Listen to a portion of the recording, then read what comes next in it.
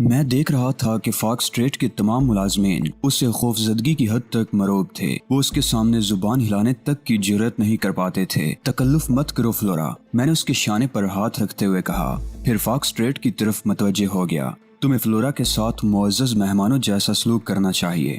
آپ کیا پینا پسند فرمائیں گی محترمہ فلورا؟ فاکس اسٹریٹ نے تمسخرانہ انداز میں کہا۔ اگر زحمت نہ ہو تو مطلع فرما دیجیے، آپ کی بڑی مہربانی ہوگی۔ فاکس اسٹریٹ کے اس انداز گفتگو پر فلورا کے چہرے کی رنگت متغیر ہو گئی۔ وہ صرف ہکلا کر رہ گئی۔ میں نے اچانک ہی کرسی پیچھے کھسکائی اور اچھل کر کھڑا ہو گیا۔ تم نے میری ساتھی کی توہین کی ہے مسٹر فاکس اسٹریٹ، میں نے انتہائی سخت لہجے میں کہا۔ تمہیں ان سے معذرت کرنی ہوگی ورنہ ہمارے درمیان مزید گفتگو نہیں ہو سکے گی۔ فاکس اسٹریٹ نے ایک لمحے کے لیے کچھ سوچا، پھر ہاتھ ہلا کر بولا، بیٹھ جاؤ مسٹر ایڈم، تم بہت جذباتی آدمی ہو، لیکن مجھے احساس ہے کہ اس وقت مجھ سے ہی زیادتی ہوئی ہے۔ مجھے فلورا سے اس لہجے میں بات نہیں کرنی چاہیے تھی۔ اس طرح کام نہیں چلے گا مسٹر، میں نے بڑے خراب لہجے میں کہا۔ معذرت کرنی ہے تو براہ راست فلورا سے کرو۔ میری بات سن کر فلورا کے چہرے پر مردنی چھا گئی تھی۔ اس نے کبھی تصور بھی نہیں کیا ہوگا کہ وہ کسی ایسی صورتحال سے بھی دوچار ہو سکتی ہے۔ میں نے محسوس کیا کہ وہ کچھ کہنا چاہ رہی ہے مگر اس کے منہ سے کسی بھی قسم کی آواز نہیں نکل سکی۔ تم اس کلب کی ملازمہ ہو فلورا، فاکس اسٹریٹ نے کہا، اور یہ ہماری خوش قسمتی ہے کہ مسٹر ایڈم جیسا غیر معمولی صلاحیتوں کا مالک شخص تمہیں اتنی اہمیت دے رہا ہے۔ تم اس وقت میری مہمان ہو۔ مجھے افسوس ہے کہ میں نے تم سے نازیبا لہجے میں بات کی ہے۔ فلورا دنگ رہ گئی۔ اس کے کانوں نے وہ الفاظ سنے تھے کہ اسے اپنی سماعت پر یقین نہیں آ رہا تھا۔ یہ آپ کیا کہہ رہے ہیں باس؟ اس نے ہکلا کر کہا۔ باس کبھی غلط نہیں کہتے، میں نے دوبارہ بیٹھتے ہوئے کہا۔ میں دیکھ رہا ہوں کہ تمہاری حالت ٹھیک نہیں ہے، تمہارے لیے شیری منگواؤں؟ نہیں، فلورا نے تھوک نکل کر کہا، سافٹ ڈرنک سے کام چل جائے گا۔ ایڈونا کمرے سے چلی گئی اور میں فاکس اسٹریٹ کی طرف دیکھنے لگا جو کسی گہری سوچ میں گم تھا۔ ایڈونا چند ہی لمحوں میں واپس آ گئی۔ میرے لیے پانی اور فلورا کے لیے کوک کی بوتل آ گئی تھی۔ اس وقت انٹرکام کا بزر بجا اور فاکس اسٹریٹ انٹرکام پر بات کرنے لگا۔ تمہاری بات درست ثابت ہوئی، فاکس اسٹریٹ نے انٹرکام بند کرتے ہوئے قدرے بجھے ہوئے لہجے میں کہا۔ مرسیڈیز رات 8 بجے کے قریب چرائی گئی تھی۔ ایڈم ڈی فلوک کو جھوٹ بولنے سے نفرت ہے، میں نے کہا، لیکن مکمل تصدیق کے لیے یہ بھی معلوم کر لیتے کہ یہ وہی مرسیڈیز ہے۔ ہم کچے کام نہیں کرتے، فاکس اسٹریٹ نے کہا۔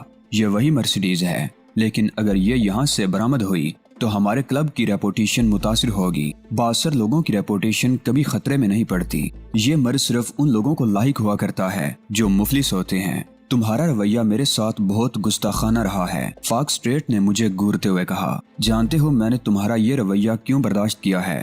میں سنبھل کر بیٹھ گیا۔ تم جیسے لوگوں کو ہمیشہ ضرورت رہتی ہے اور میں اپنی قدر و قیمت سے بخوبی واقف ہوں۔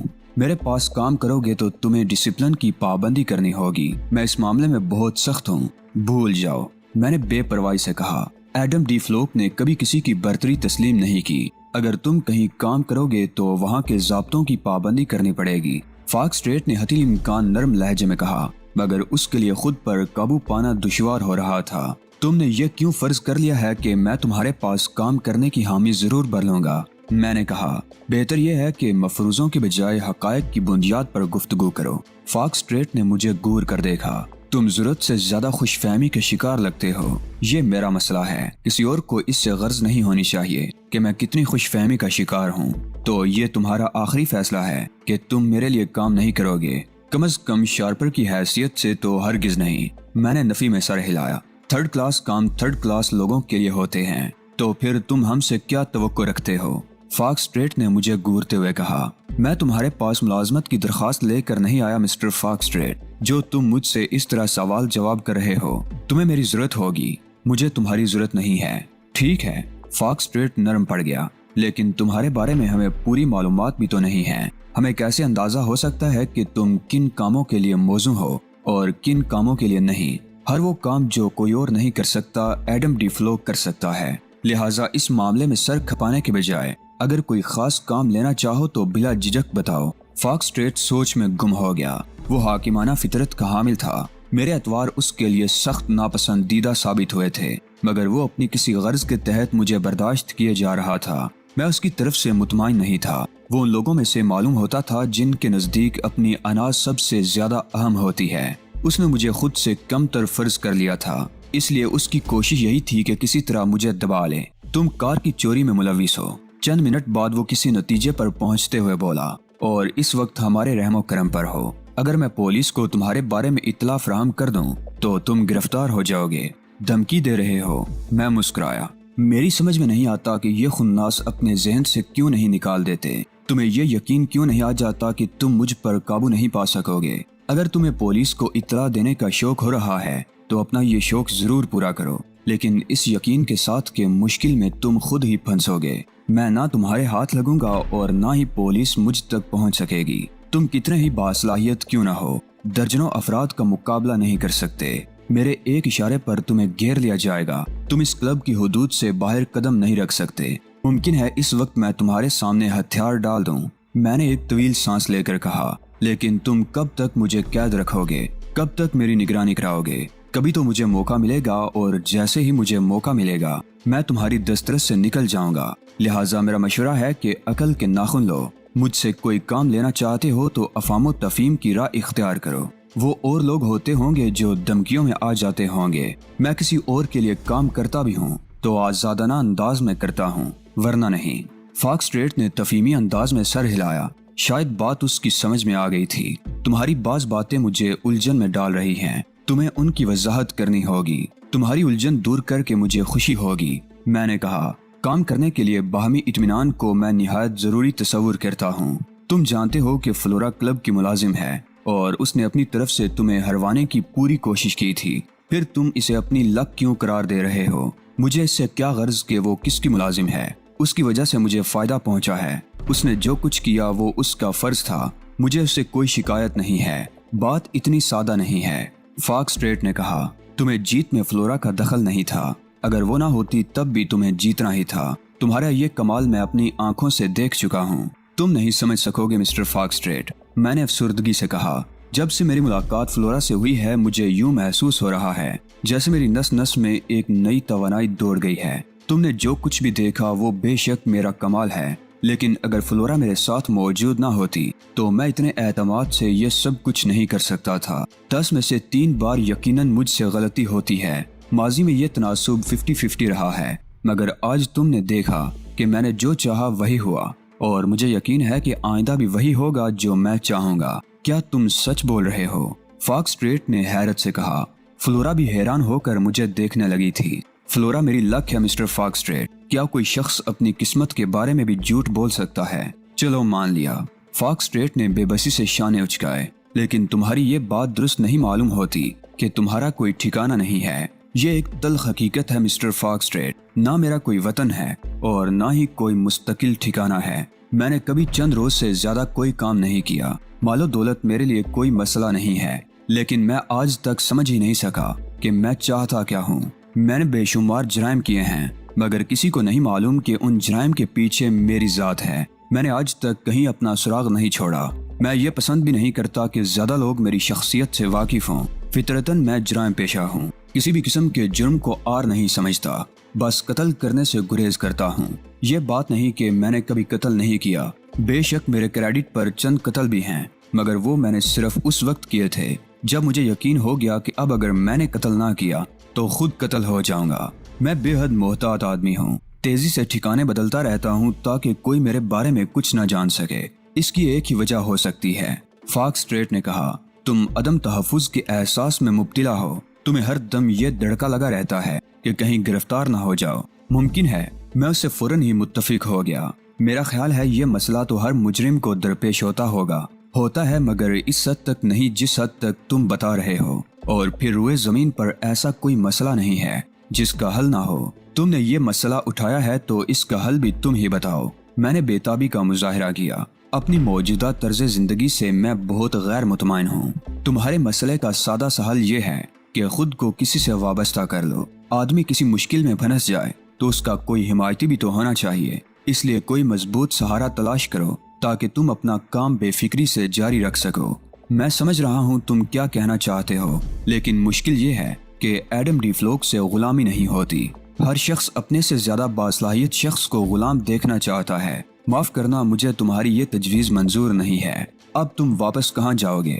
فاکس اسٹریٹ نے اچانک ہی ایک غیر متوقع سوال کر دیا۔ जिसके लिए मैं तैयार नहीं था। मैं समझ रहा था वो बात मजीद आगे बढ़ाएगा, मगर यूं मालूम हो रहा था जैसे वो अचानक ही मुझे तनख्वाह देने पर तुल गया हो। कोई होटल तलाश कर लूंगा, मैंने कहा, लेकिन अब तो किसी छोटे मोटे होटल का खुला हुआ मिलना भी मुमकिन नहीं है। खैर कोई बात नहीं, मैं कोई सराय देख लूंगा। इस हुलिये में तुम किसी सराय का रुख करोगे?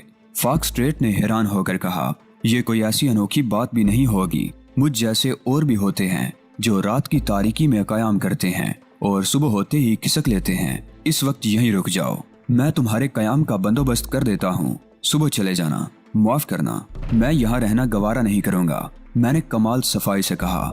इसके बजाय मैं किसी पार्क में शब बसरी को तरजीह दूंगा। सुबह के 4 बजने वाले हैं। इस वक्त तुम्हारा सड़कों पर निकलना मुनासिब नहीं होगा, और फिर तुम्हारे पास चोरी की मर्सिडीज है। देखो मिस्टर फॉक्सट्रेट, मैं तुम्हारी तरह घुमा फिरा कर बात करने का आदी नहीं हूँ। मैं दो टोक बात करता हूँ और दूसरों से भी यही तवक्को रखता हूँ। तुम मुझसे कोई काम लेना चाहते हो, मगर अभी किसी हतमी फैसले पर नहीं पहुँचे हो, इसलिए मुझे उस वक्त तक रोकना चाहते हो जब तक कि मेरे बारे में कोई आखिरी फैसला न कर लो। यह काम तुम मुफ्त में करने के ख्वाहां हो, लेकिन तुम्हें यह बात मद्देनजर रखनी चाहिए कि मामला एडम डी फ्लो का है, किसी आम आदमी का नहीं है, लिहाजा इसकी कीमत भी वैसी ही होगी। अब इस वक्त से मैं तुम्हारा मेहमान हूँ, उस वक्त तक जब तक कि तुम मुझे कोई जवाब नहीं दे देते। अगर तुम चाहो तो मेरा तज्जिया रद्द कर सकते हो, फिर जहाँ मेरा जी चाहेगा चला जाऊंगा और हमारे दरमियान ताल्लुक हमेशा के लिए खत्म हो जाएगा। नहीं, फॉक्सट्रेट ने हैरत से कहा, तुम्हारा अंदाजा 100% दुरुस्त है।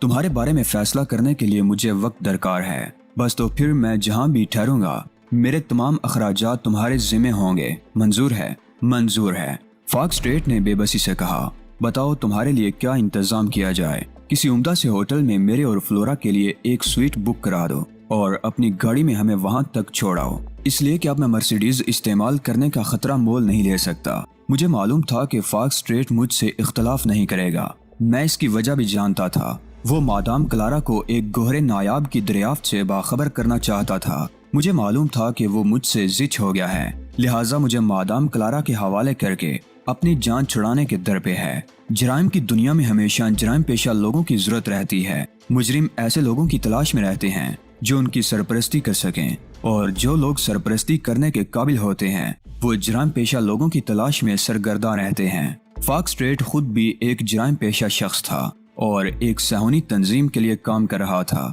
एक ऐसी सहूनी तंजीम के लिए जिसे बैन अल-अक़वामी दहशतगर्द तंजीम कहा जाए तो बेजाना होगा। तुम्हारे लिए 5 स्टार होटल में स्वीट बुक करा दिया जाएगा और मैं फ्लोरा को भी तुम्हारे साथ रहने की इजाजत दे दूंगा, लेकिन ये इंतजाम आर्जी होगा। ये कहने की मुतलक जरूरत नहीं है, मैंने उसकी बात काट कर कहा। जैसे ही तुम ये फैसला करोगे कि तुम्हें मेरी जरूरत नहीं है, मैं दोनों चीजों से दस्तबरदार हो जाऊंगा। इसके अलावा एक बात और भी है, फॉक्सट्रेट बोला। अखराजात की अदायगी इस रकम से की जाएगी जो तुम यहाँ से जीत कर ले जा रहे थे। मैं इस रकम को फरामोश कर चुका हूँ। मैंने बेपरवाही का मुजाहरा किया, लिहाजा मुझे इस रकम से भी कोई गर्ज नहीं है। फॉक्सट्रेट ने इंटरकॉम पर किसी को हिदायत दी और मुझे क्लब के अहाते में पहुंचने की हिदायत की। मैं और फ्लोरा उसकी हिदायत के मुताबिक अहाते में पहुंचे, जहां दरवाजे पर एक कार मौजूद थी। मैं फ्लोरा के साथ पिछली नशिस्त पर विराजमान हो गया। सुबह 4 बजे शी गुराई की सुनसान सड़कों पर तेज रफ्तारी से सफर करते हुए हम 10 मिनट के अंदर अंदर शी गुराई के वाहिद 5 स्टार होटल पहुंच गए, जहां हमारे लिए कमरा बुक हो चुका था। ये फॉक्सट्रेट का असर और रसूख था, जिसकी वजह से रात के इस पहर बगैर किसी पूछ गुछ के कमरा बुक करा दिया गया था। अगर मैं खुद ये कमरा बुक कराने की कोशिश करता तो शायद ये मुमकिन ही ना होता। ड्राइवर हमें छोड़कर चला गया था। मैं फ्लोरा के हाथ में हाथ डाले होटल में दाखिल हुआ और काउंटर से चाबी लेकर 11वीं मंजिल पर वाक़े उस स्वीट पर पहुंच गया जो मेरे और फ्लोरा के लिए बुक कराया गया था। फ्लोरा अभी तक खौफजदा नजर आ रही थी और उस पर सन्नाटे की सी कैफियत तारी थी। तुम यहाँ आराम से बैठो, आराम करो स्वीटी, मैं अभी आया, मैंने कहा और उसका जवाब सुने बगैर तेजी से कमरे से बाहर निकल आया। इस तब्दील शुदा सूरत हाल से तहजीब को बाखबर करना जरूरी था। लिफ्ट के पास पहुंचकर मैंने बटन दबा दिया। लिफ्ट ऊपर ही आ रही थी। चंद ही लम्हों के अंदर अंदर लिफ्ट 11वीं मंजिल पर आकर रुकी। दरवाजा खुला और मैं ये देखकर हैरान रह गया कि लिफ्ट में से बड़ बरामद हुआ है। तुमने हमें परेशान करके रख दिया चीफ, बड़ ने कहा। अगर तुम कुछ देर और बरामद ना होते तो हम क्लब पर हल्ला बोल चुके होते। मैंने इधर उधर देखा, राहदारी सुनसान पड़ी थी। मैं बर्ड का हाथ पकड़कर लिफ्ट में दाखिल हो गया और ग्राउंड फ्लोर पर जाने के लिए बटन दबा दिया। घबराने की कोई बात नहीं बर्ड, मैंने कहा। मैं उन लोगों के दरमियान पहुंचने की कोशिश कर रहा हूँ। जरूर कोशिश करो, मैं कब मना कर रहा हूँ, लेकिन ये कौन सा तरीका है? तुमने हमें पहले बता दिया होता। बकवास मत करो। पहले से कैसे मालूम हो सकता था कि मैं किन हालात से गुजरूंगा? आतिफ और तलहा कहाँ हैं? बाहर मंडला रहे हैं। मुझे अंदाजा हो गया था कि तुम खतरे में नहीं हो, इसलिए उन्हें छोड़कर इधर आ गया था। लिफ्ट ग्राउंड फ्लोर पर रुकी तो मैं उसमें से निकलकर बर्ड के साथ लॉबी में आ गया। नाइट शिफ्ट के अमले के चंद अफराद के सिवा कहीं कोई नजर नहीं आ रहा था। मैं बर्ड के साथ लॉबी में एक सोफे पर जा बैठा। मैं फॉक्स स्ट्रीट को मुतासिर करने में कामयाब हो गया हूँ, मैंने बर्ड से कहा। मेरा अंदाजा है कि वो मादाम क्लारा से बात करने के बाद मुझे उसके पास भेजेगा। देखो वहाँ क्या गुजरती है। हमारे लिए क्या हुक्म है चीफ? तहजीब से कहना कि मादाम क्लारा को कल तक और उलझाए रखे। मुझे उम्मीद है कि कल तक सूरत हाल खासी वाज़ेह हो जाएगी। तुम लोग मुझ पर नजर रखना। हालांकि इसकी जरूरत नहीं है, मगर मैं महज एहतियातन कह रहा हूँ। आतिफ और तलहा के अलावा अली ग्रुप के 2 अरकान जो और यहाँ मौजूद हैं, उनसे भी काम लेना ताकि किसी को निगरानी का शुबा ना हो सके। मुझे कहीं ले जाया जाए तो ताकुब करने की कोशिश मत करना। मैं कोई खतरा मोल लेने के मूड में नहीं हूँ। मौका मिलते ही तहजीब से मिलने आऊंगा। अब तुम जाओ। बर्ड से रुखसत होकर मैं वापस अपने कमरे में आ गया, जहाँ फ्लोरा हैरानो परेशान बेड पर बैठी थी। तुम कहाँ चले गए थे? उसने मुझे देखते ही कहा। कोशिश की थी कि शब बसरी के लिए कोई लिबास मिल जाए, मगर अब इन्हीं कपड़ों में गुजारा करना पड़ेगा। फ्लोरा मुझे अजीब सी नजरों से देख रही थी। तुम समझ में ना आने वाले आदमी हो, उसने एक तवील सांस लेकर कहा। क्यों? मैंने हंसकर कहा। ऐसी क्या बात हो गई जो तुम्हारी समझ में नहीं आई? फॉक्स स्ट्रीट जल्लाद सिफ्त आदमी है और तुम उससे इस तरह बात कर रहे थे जैसे उसकी कोई अहमियत ही ना हो। क्या तुम्हें उससे खौफ नहीं आ रहा था? तुम्हारी इस बात पर मुझे हैरत हो रही है। मुझे तो उसमें ऐसी कोई बात नजर नहीं आई जिससे खौफजदा हुआ जा सके। कमाल करते हो। फ्लोरा ने आंखें निकाल ली। उसकी तो सूरत ही ऐसी है कि मैं उसे नजर बर के देख भी नहीं सकती। तुम्हारी बात से मुझे इत्तफाक है। मैं मुस्कुराया। सूरत हराम तो वो है, इसलिए मैं भी उसकी तरफ देखने से गुरेज कर रहा था। तुम बहुत खतरनाक आदमी मालूम होते हो। क्लब में एक से बढ़कर एक खतरनाक लोग मौजूद हैं, मगर कोई फॉक्स स्ट्रीट से आंख मिलाकर बात नहीं कर सकता। तो इसमें मेरा क्या कसूर है? मुझे तो वो एक आम सा आदमी लगा। उसकी सारी अकड़ फूम महज इस वजह से है कि कुछ खतरनाक लोग उसके मुलाजिम हैं जो उसके इशारे पर कुछ भी कर सकते हैं, इसलिए सब उससे खौफजदा रहते हैं। तुमने मेरा खून खुश्क कर डाला। तमाम वक्त मुझे यही दड़का लगा रहा कि कहीं वो तुम्हें कत्ल न करा दे, तो इससे तुम्हारी सेहत पर क्या असर पड़ता? मैंने फ्लोरा की आंखों में देखते हुए कहा। तुम्हारा मुझसे ऐसा कोई रिश्ता तो नहीं है कि मेरे कत्ल से तुम्हें तशवीश हो। फ्लोरा गड़बड़ा गई। मैं कुछ भी सही एक कमजोर दिल की लड़की हूँ, अपनी आंखों के सामने कत्ल होते नहीं देख सकती। और फिर तुम मेरे मोहसिन भी तो हो। मैंने हैरत से कहा। मैं भला तुम्हारा मोहसिन किस तरह हो गया? मैं तो खुद तुम्हारा ममनून एहसान हूँ। अगर तुम ना मिल गई होती तो मैं शायद वहाँ से यूं ही वापस चला आता। बेवकूफ मत बनाओ। क्लब में मुझे मौका ही नहीं मिल सका, वरना पूछती। ये तुम मुझे अपनी लक किस खुशी में करार दे रहे थे।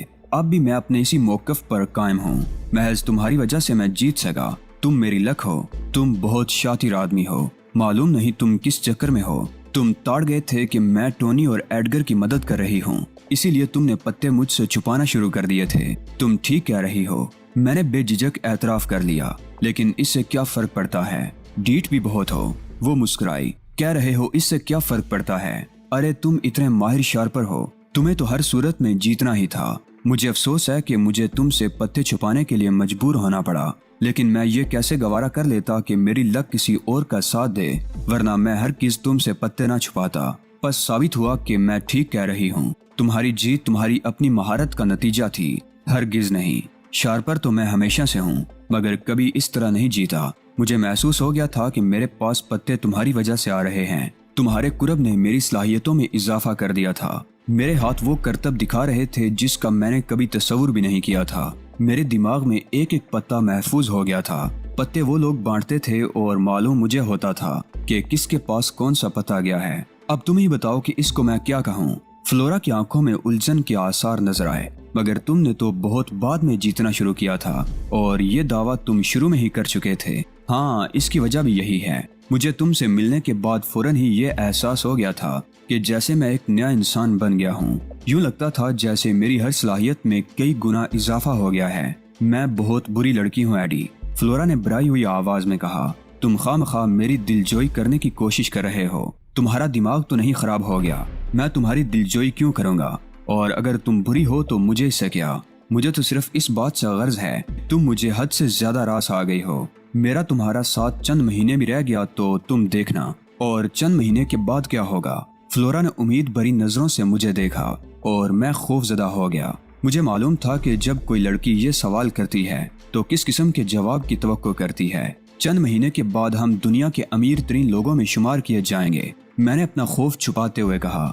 ہم؟ اس نے ایک بار پھر مجھے مہمیز کرنے کی کوشش کی، مگر میں ٹس سے مس ہونے والا نہیں تھا۔ ہاں ہم، میں نے کہا۔ جو کچھ بھی مجھے حاصل ہوگا اس میں 50% تمہارا حصہ بھی ہوگا۔ صرف 50%؟ اس نے بڑی مایوسی سے کہا۔ میں سمجھی تھی تم کوئی بڑی بات کرو گے۔ کیا 50% کم ہے؟ میں نے حیرت ظاہر کی۔ خیر کوئی بات نہیں، اگر تم کہو گی تو میں اس میں اضافہ بھی کر دوں گا۔ آخر تم میری لک ہو، تمہارے بغیر میں کچھ بھی نہیں کر سکتا۔ تم بھی مجھے بہلاوے دو گے؟ وہ برا سمو بنا کر بولی۔ یہ تم لوگوں کا عالمی مسئلہ ہے۔ ساری دنیا کے مرد ایک جیسے ہوتے ہیں۔ کیا تمہیں میری بات پر شبہ ہے؟ اگر ایسا ہے تو اسے اپنے ذہن سے نکال دو۔ رقم کے معاملے میں میں نے کبھی بددیانتی نہیں کی۔ سب کچھ تو میری نظروں کے سامنے ہوا ہے۔ مجھے کیا بتا رہے ہو؟ جیتی ہوئی تمام رقم تم کلب میں ہی چھوڑ آئے، حالانکہ اس میں تمہاری اپنی رقم بھی شامل تھی۔